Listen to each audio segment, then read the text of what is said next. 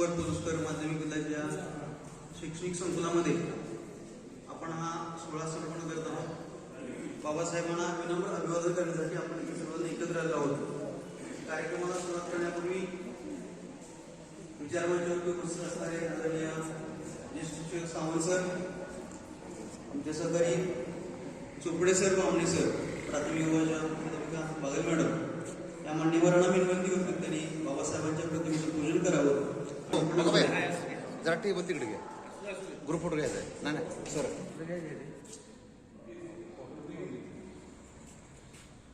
नाव घेतल्यानंतर आपल्या समोर एक गोष्ट लक्षात येते, ज्ञानाचं मूर्तिमंत प्रतीक म्हणजे बाबासाहेब आंबेडकर। स्वतंत्र भारताचं सुराज्य करण्याचं काम, आजची मोठी अशी जबाबदारी बाबासाहेबांच्यावरती होती। जगातील अनेक घटनांचा अभ्यास करून भारतीय जीवन व्यवस्थेला योग्य प्रकारची राजघटना कशी असावी आणि प्रत्येक भारतीय जीवनाचं प्रत्येकाच्या मनामध्ये असणारं जे स्वातंत्र्य स्वप्न ते पूर्ण करण्याचं काम बाबासाहेबांवर यावं आणि आपण मनोगत व्यक्त करावं। राज्यघटनेचा खरा शिल्पकार महामानव डॉक्टर बाबासाहेब आंबेडकरांना माझा मानाचा मुजरा, मानाचा मुजरा, मानाचा मुजरा। मी अर्णव कांबळे, इयत्ता 3री। आज मी आपल्यासमोर भारतरत्न डॉक्टर बाबासाहेब आंबेडकरांची यशोगाथा सांगण्यास उभा आहे। डॉक्टर बाबासाहेब आंबेडकर हे भारतीय राज्यघटनेचे शिल्पकार तसेच स्वतंत्र भारताचे पहिले कायदामंत्री होते।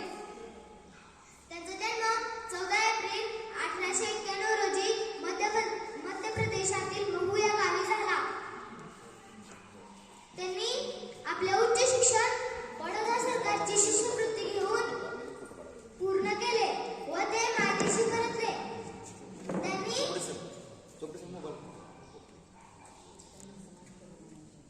त्यांनी शिक्षण हे समाज प्रबोधनाचे उत्तम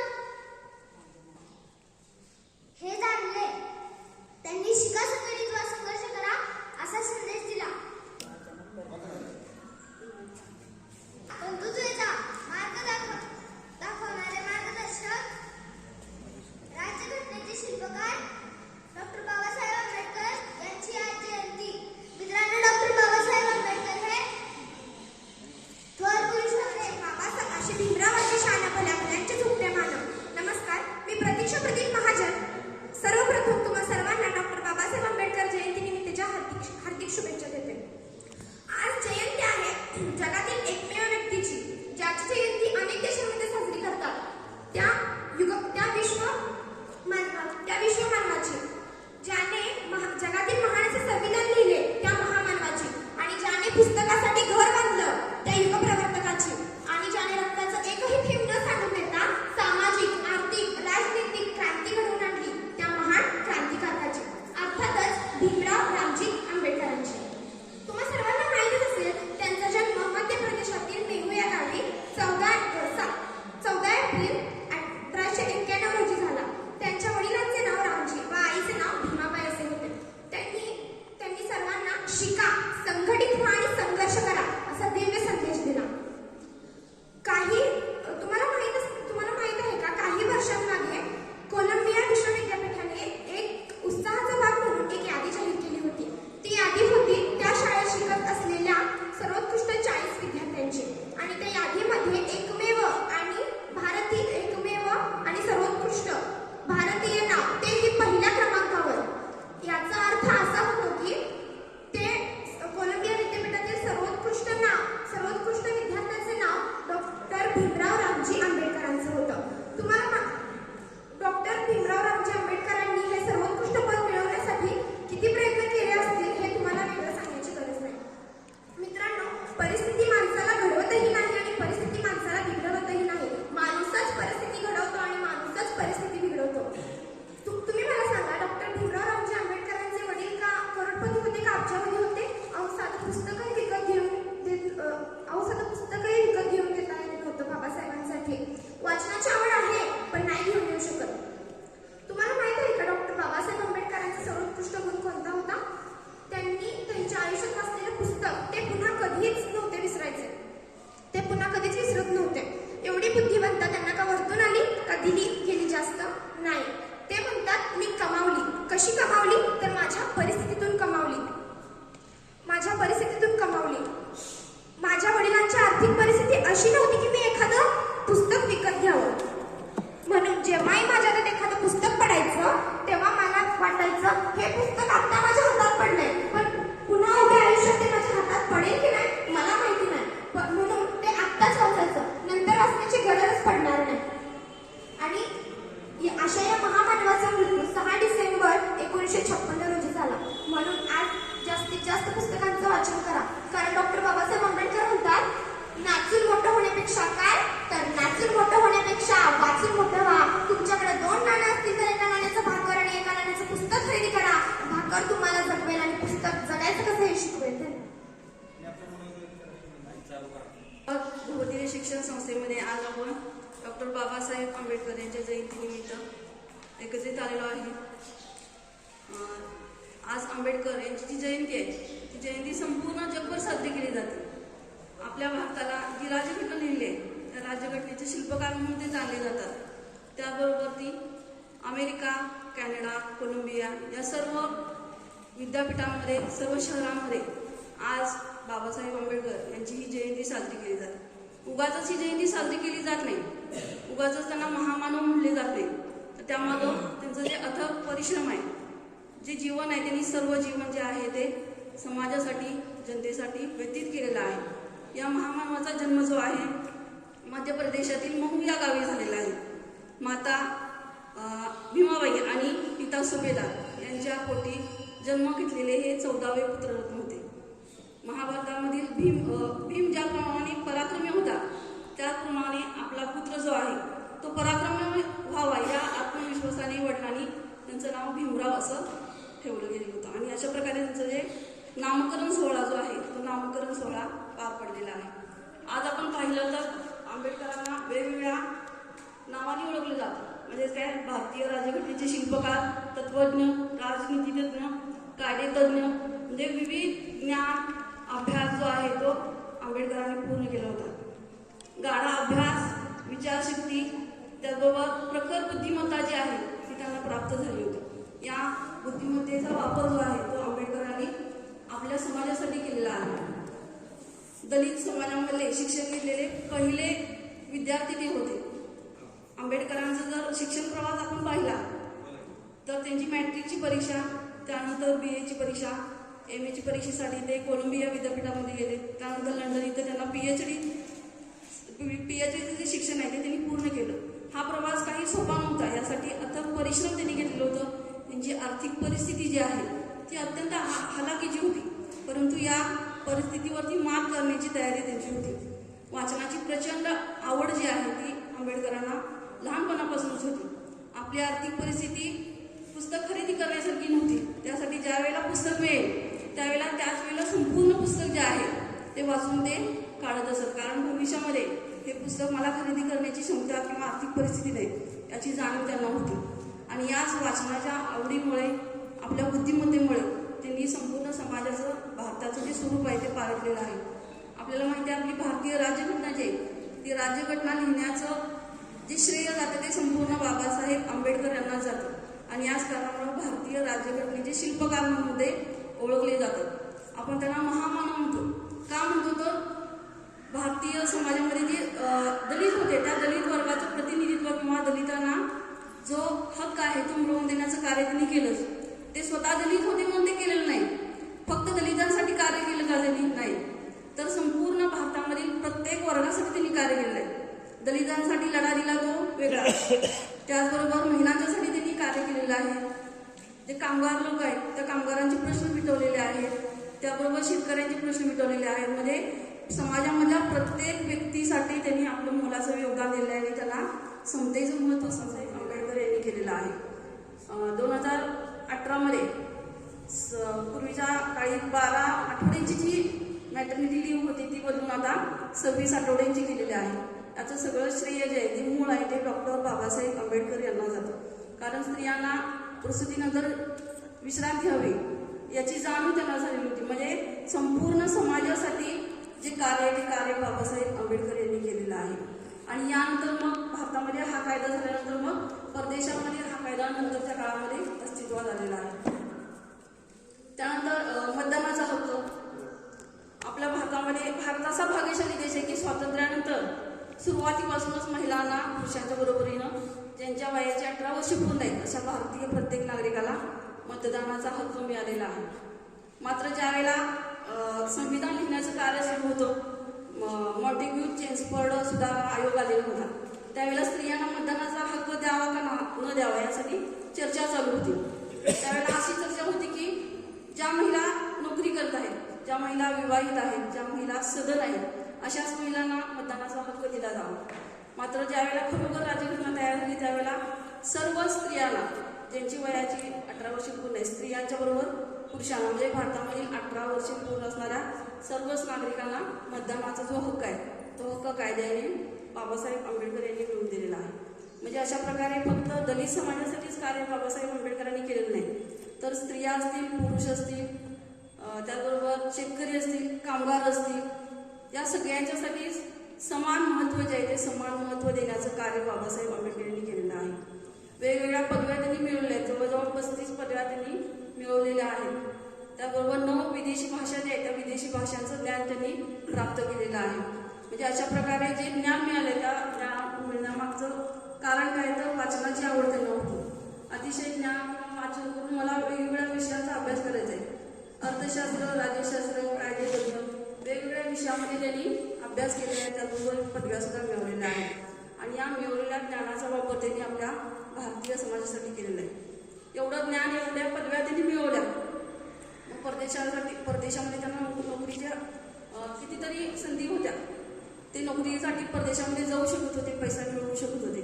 मात्र त्यांनी असं केलेलं नाही, तर आपल्या भारतासाठी त्यांनी सगळं जे आपलं जीवन आहे ते व्यतीत केलेलं आहे. सगळ्यांना समान महत्त्व मिळावं, समान न्याय मिळावा, समान स्वातंत्र्य मिळावं यासाठी जे प्रयत्न आहे ते प्रयत्न त्यांनी केलेले आहे. बाबासाहेब आंबेडकर यांचं जीवन जे आहे ते संपूर्णपणे समाजासाठी व्यतीत झालं आहे. त्यांचा शेवटचा जो काळ आहे किंवा शेवटची जी रात्र होती त्या रात्रीसुद्धा गौतम बुद्धांचं जे पुस्तक आहे ते पुस्तक लिहित असताना त्यांनी नोट्स काढलेलं होतं आणि जी प्रस्तावना आहे ती प्रस्तावना तयार केलेली होती. मात्र त्यामध्ये जे टायपिंग होतं टायपिंग त्यांनी दुसऱ्यांच्याकडून केलं होतं आणि त्या टायपिंगमधल्या ज्या चुका आहेत त्या चुका त्यांनी दुरुस्त केलेल्या होत्या आणि खाली सही केलेली होती. आणि हे केल्यानंतर ते त्या रात्रीच त्यांचं जे काही महापरिनिर्वाण आहे ते झालेलं आहे. म्हणजे शेवटच्या श्वासापर्यंत आंबेडकर जे आहे ते आपल्या समाजासाठी लढलेले आहेत. आपल्या समाजाला त्यांनी आपले जे ज्ञान आहे त्या ज्ञानाचा उपयोग करून दिलेला आहे. आज आपण इथं पुस्तक प्रदर्शन मांडलेलं आहे. तर आंबेडकरांनी असं सांगितलेलं आहे की शिक्षण म्हणजे काय तर वाघिणीचं दूध आहे आणि जो व्यक्ती हे प्राशन करेल ती व्यक्ती गुरगुरल्याशिवाय राहणार नाही. आणि यासाठीच त्यांनी सांगितलं की शिका, संघटित व्हा आणि संघर्ष करा.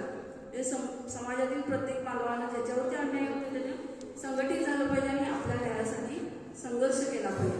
वाचनामुळं व्यक्तीला जे ज्ञान मिळतं त्यामुळं विचारशक्ती जी आहे ती विचारशक्ती परिवर्तन होते आणि त्या विचाराचा उपयोग जो आहे तो आपल्या समाजामध्ये बदल करण्यासाठी आपण त्याचा उपयोग केला पाहिजे. आणि यासाठी ज्ञान मिळवण्यासाठी पुस्तकांचं वाचन जे आहे ते आपण केलं पाहिजे.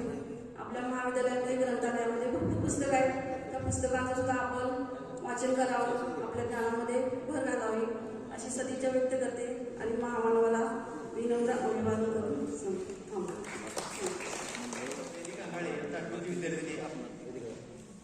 माझे नाव वेदिका शाळे, मी आता 8वी शिकते.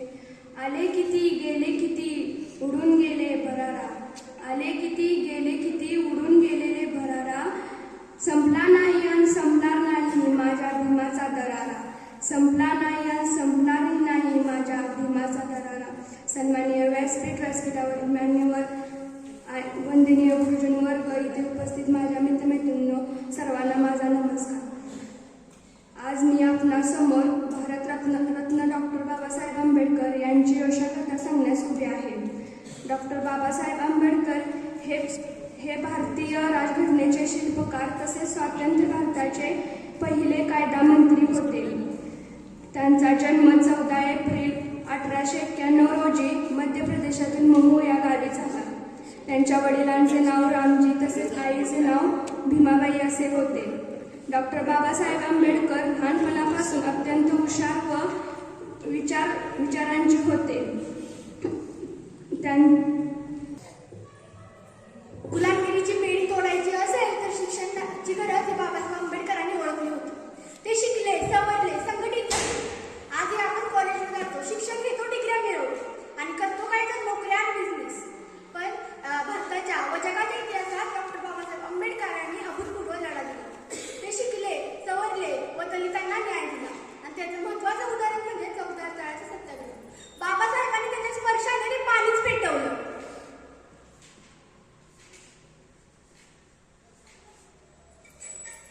हो डॉक्टर बाबासाहेबांची कीर्ती बेफाम होती. बाबांची कीर्ती बेफाम. महापंडित केले बेजार, महापंडित केले बेजार. कष्टात शिक्षण घेऊन डॉक्टर बाबासाहेब घडले बेभान.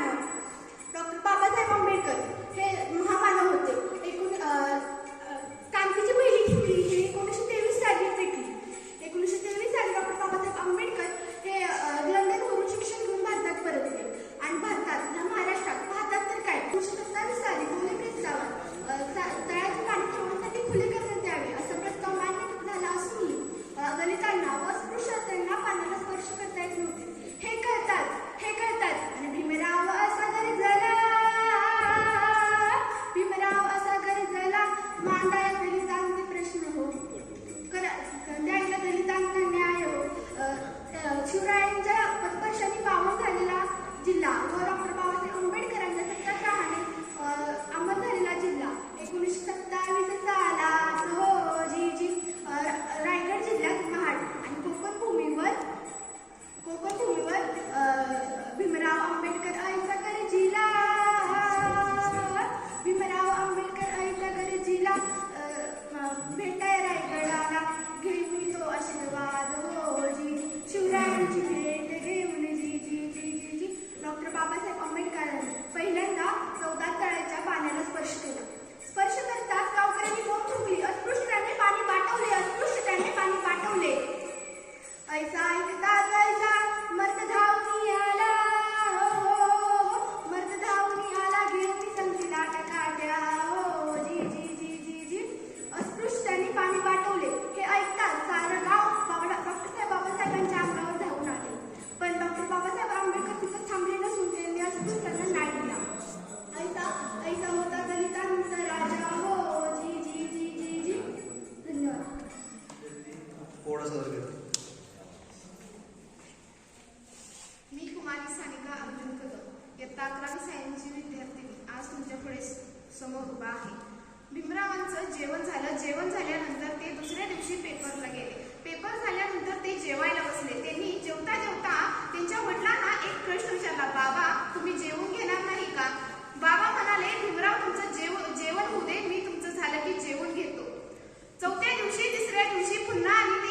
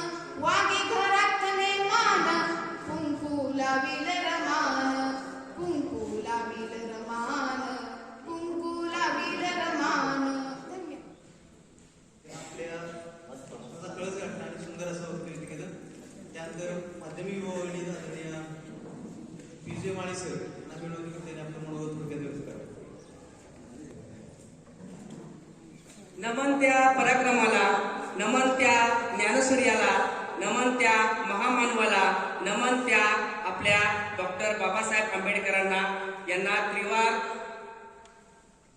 अभिवादन करतो आणि माझ्या भाषणाला सुरुवात करतो. डॉक्टर बाबासाहेब आंबेडकर यांचा जन्म मध्य प्रदेशातील महू या ठिकाणी झाला. डॉक्टर बाबासाहेब आंबेडकर यांच्या वडिलांचं नाव रामजी सकपाळ असं होतं, तर आईचं नाव रमाबाई होतं.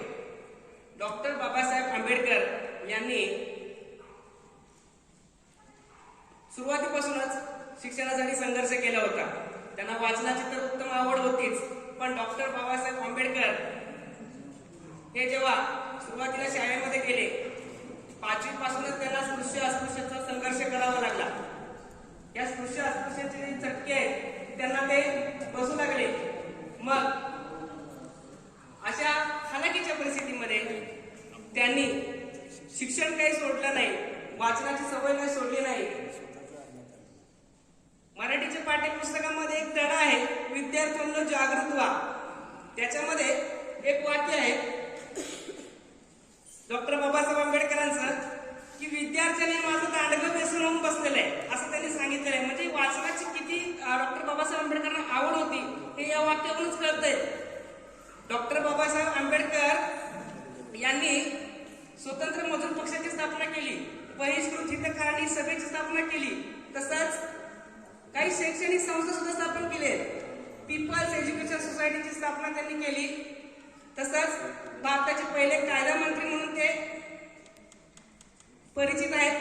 डॉक्टर बाबासाहेब आंबेडकर यांनी काही ग्रंथ सुद्धा लिहिले, thoughts on Pakistan, readers in Hinduism, तसंच शूद्र कोण होते, हु वेअर द शूद्राज हा ग्रंथ लिहिला.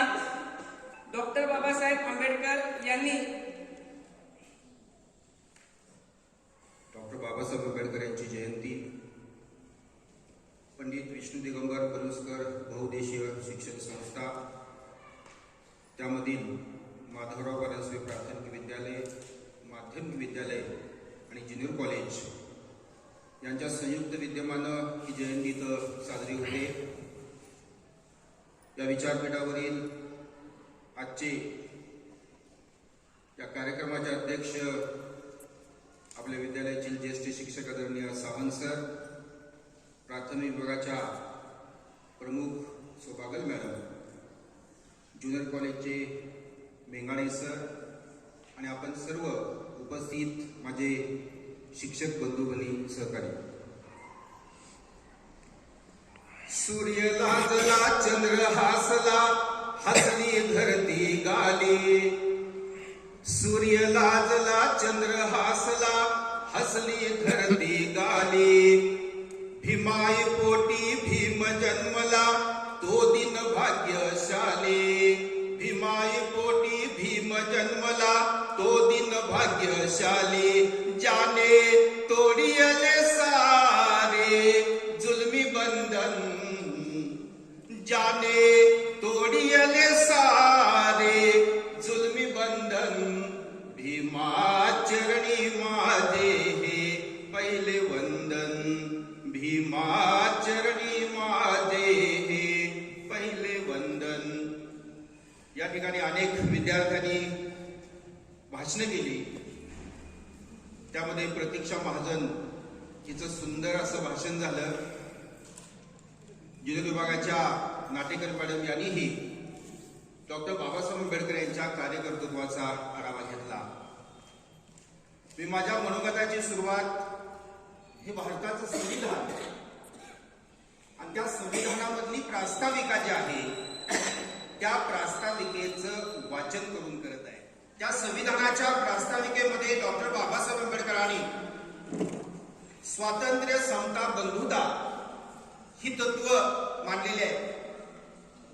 आम्ही भारताचे लोक भारताचे एक सार्वभौम समाजवादी धर्मनिरपेक्ष लोकशाही गणराज्य घडवण्याचा व त्याच्या सर्व नागरिकांना सामाजिक, आर्थिक, राजनैतिक न्याय, विचार, अभिव्यक्ती, विश्वास, श्रद्धा व उपासना यांचे स्वातंत्र्य, दर्जाची व संधीची समानता, निश्चितपणे प्राप्त करून देण्याचा आणि त्या सर्वांमध्ये व्यक्तीची प्रतिष्ठा व राष्ट्राची एकता आणि एकात्मता यांचे आश्वासन देणारी बंधुता प्रवर्धित करण्याचा संकल्पपूर्वक निर्धार करून आमच्या संविधान सभेत आज दिनांक 26 नोव्हेंबर 1949 रोजी याद्वारे हे संविधान अंगीकृत आणि अधिनियमित करून स्वतः प्रत अर्पण करीत आहोत.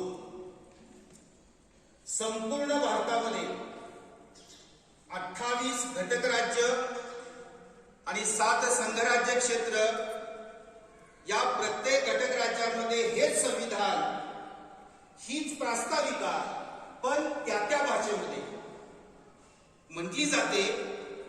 म्हणजे राज्यघटनेनं सर्वांना समान, डॉक्टर बाबासाहेब आंबेडकरांनं सर्वांना समान दिलेलं आहे.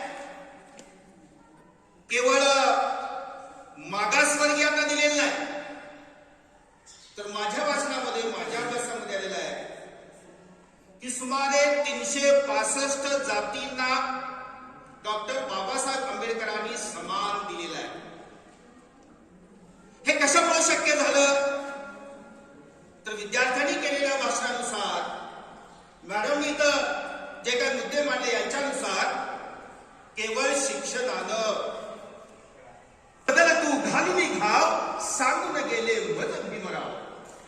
लोकशाही अण्णाभाऊ साठे यांनी प्रथमतः डॉक्टर बाबासाहेब आंबेडकरांच्या तत्वांना विरोध केलेला होता, पण अनेक कादंबऱ्या त्यांनी डॉक्टर बाबासाहेब आंबेडकरांना समर्पित केलेल्या होत्या.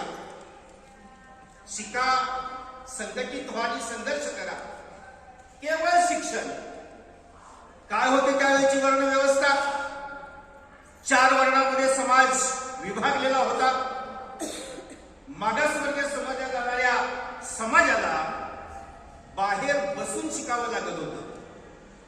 अशा त्या परिस्थितीमध्ये डॉक्टर बाबासाहेब आंबेडकरांनी जे कार्य केलेलं आहे ते अतुलनीय अशा पद्धतीचं आहे. आज ज्या ठिकाणी आपला भारतीय माणूस पोचलेला आहे विश्वामध्ये, केवळ भारतामध्ये नव्हे तर जगामध्ये ज्या ठिकाणी आपला भारतीय माणूस आहे त्या ठिकाणी डॉक्टर बाबासाहेब आंबेडकर यांची जयंती आज साजरी होते.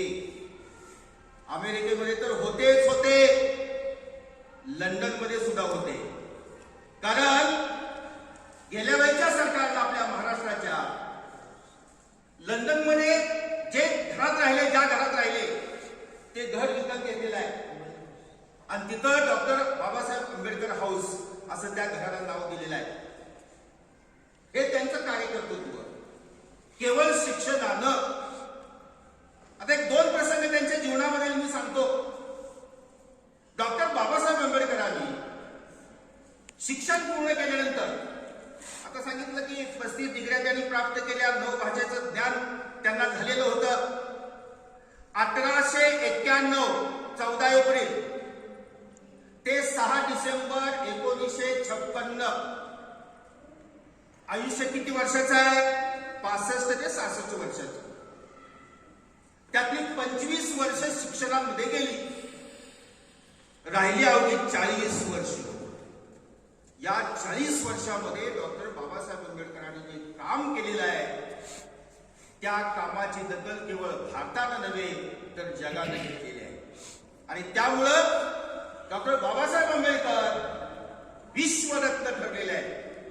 भारतरत्न तर आहेतच आहेत, पण विश्वरत्न म्हणून सुद्धा त्यांची ख्याती आहे.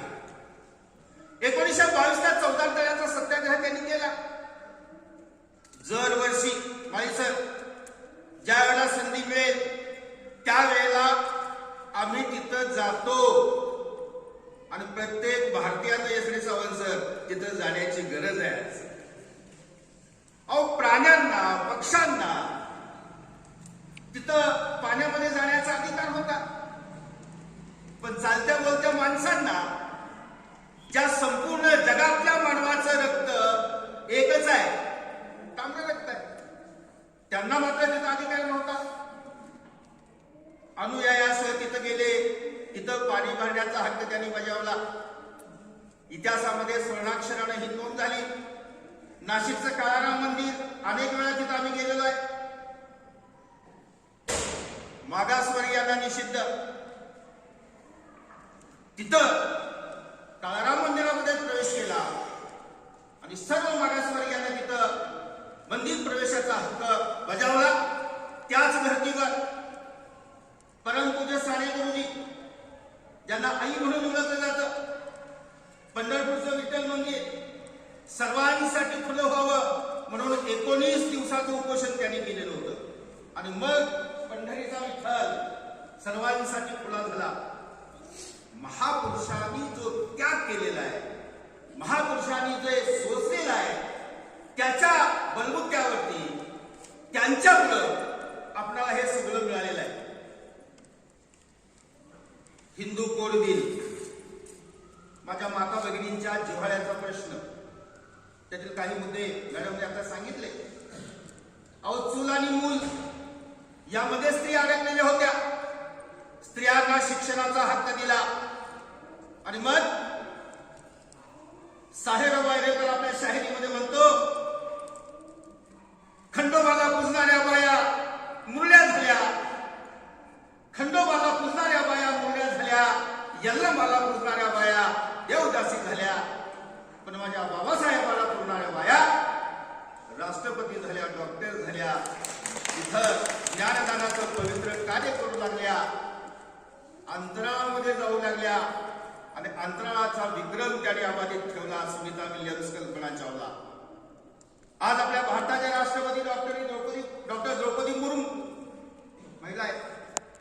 हे सगळं त्या ठिकाणी केवळ बाबासाहेबांनी जे दिलं त्या उपरांत आपल्याला मिळालेलं आहे.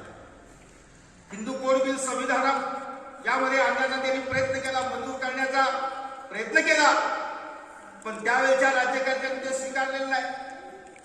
कायदा मंत्री होते, त्यांनी आपल्या पदाचा राजीनामा दिला. हिंदू कोड बिल स्वीकारावं म्हणून इतके डॉक्टर बाबासाहेब आंबेडकर आग्रही होते, परंतु त्यावेळेला ते स्वीकारले नाही. पण संविधानामध्ये वेगवेगळ्या कलमांमध्ये महिलांसाठी, माता भगिनीसाठी जी तरतूद केलेली आहे त्याचं फलित आज आपल्याला इथं दिसतं. हे काम डॉक्टर बाबासाहेब आंबेडकरांनी केलेलं होतं. म्हणून विश्वरत्न, महामानव, भारतरत्न 6 डिसेंबर 1956, त्याच्या अगोदर अवघ्या 15 दिवसामध्ये डॉक्टर बाबासाहेब आंबेडकरांनी बौद्ध धर्मामध्ये प्रवेश केला. आज जे ठिकाण आहे ती दीक्षाभूमी म्हणून ओळखली जाते. नागपूरला ज्या ज्या वेळेला मी जातो त्या वेळेला त्या दीक्षाभूमीवर मी जातो. बाबासाहेब आंबेडकरांनी धर्मांतराची घोषणा केली का? हिंदू धर्मामध्ये त्यावेळेला असणाऱ्या वर्ण व्यवस्थेमुळं. आणि अवघ्या काही दिवसामध्ये डॉक्टर बाबासाहेब आंबेडकरांचं देहावसान 6 डिसेंबर 1956 दिल्लीमध्ये झालं. त्यांचा मृतदेह मुंबईमध्ये आणला गेला. तिथं दादरच्या चौपाटीवरती, तिथं चैत्यभूमी म्हणून ते ठिकाण ओळखलं जातं, तिथं त्यांना अग्नी दिला गेला. आणि सगळ्यात महत्वाची बाब, अंकल घोपचे पाटील सर, दांडगे बंधू त्यावेळेला तिथं उपस्थित होते. 11 तारखेला पाडव्याच्या दिवशी सायकल चालवा, आरोग्य सांभाळा, प्रदूषण टाळा, पर्यावरण वाचवा या मोहिमेमध्ये अशा ठिकाणी भेटी देणं, तिथला इतिहास जाणून घेणं यासाठी माझे प्रयत्न सुरू असतात. मॉडेलचं काम असताना, 1,500 पेपराचा गट्टा समोर असताना 4 तासाचा वेळ काढला. 9 मुलं घेऊन मी अंकलघोपला गेलो. त्या शक्तीस्थळाचं दर्शन घेतलं.